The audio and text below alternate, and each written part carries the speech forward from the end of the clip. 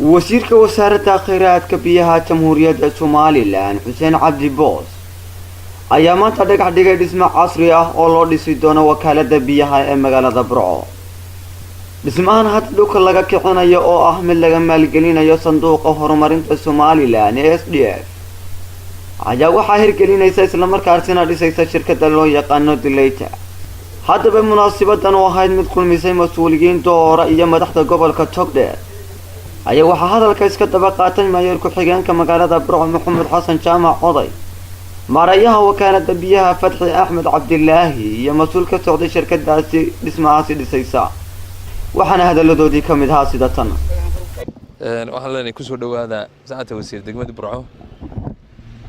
marka inta laga yimaado runtii suu maarayo sheegay farxad weyn bay nootay ka gobol ahaan iyo ka degmo ahaanba horumar kasta oo ka qayb qaadanaya horumarka gobolka ama degmada Burco runtii qiimo weyn buu noogu fadhiyaa.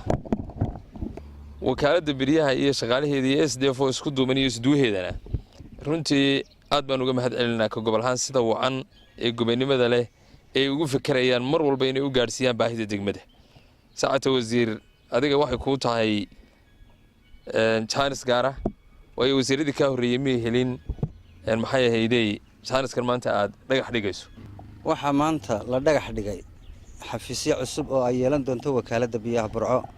dhagax dhigaas oo uu noo dhagax dhigay wasiirka wasaaradda kheyraadka biyaha Xuseen Cabdi Boos iyo maamulka degmada iyo gobolka shirkadii dhisaysay oo iyana goob jooga. runtii maanta waa maalin aan anaga farxad weyn ugu awaayo.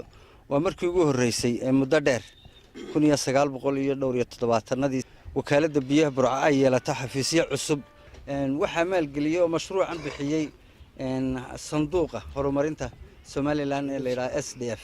xafiisyadani oo dhismayaashoodu ay ka kooban yihiin 4 xafiis iyo howl weyn oo loogu talagalay kii shirarka ahaa iyo 4 suuli. dhismahanina waa mid casri ah oo la soo design gareeyay oo la jaan qaadaya waqtiyada dambe ee cusub oo aan ahayn dhismayaashii hore oo loo guurayo casriga jawiga iyo quruxda iyo bilicda wakaaladda biyaha wax badan ka bedeli doona. waxaanu bilaabi doonaa berrito oo aan jeexi doonaa haddaanu nahay shirkadda Dilayta ee dhismaha kontraadkan qaadatay. waxaanu socon doonaa oo aanu ku rajo weyno inaanu ku dhamaystirno 40 cisho.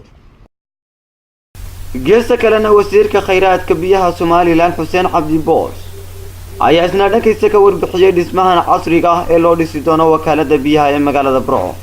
farxad waxay ii tahay inaan halkan xafladan kala soo qayb galo. meeshan dhagax dhigan xafiisyadan ay SDF ay ka howlgalayso oo ay fangaraysay shirkadda. waxaan ballan qaadaynaa ka wasaarad ahaan marka xafiisyadan loo dhameeyo inaanu anaguna qalabintii u diyaar garowno insha Allah. aad baynu mahadsan yihiin qolada SDF-ta iyo qolada maamulka iyana si balaaran uga howlgalay. isku soo wada duubo dhismahan cusub ee wasiirku dhagax dhigay ayaa noqonaya mid wax weyn ka tari doona bilicda magaalada Burco, kaasoo ah mid ay si balaaran bulshadu ugu baahnayd. Maxamuud Maxamed Taajin Maxamuud Jesto, Africa Cable TV, magaalada Burco.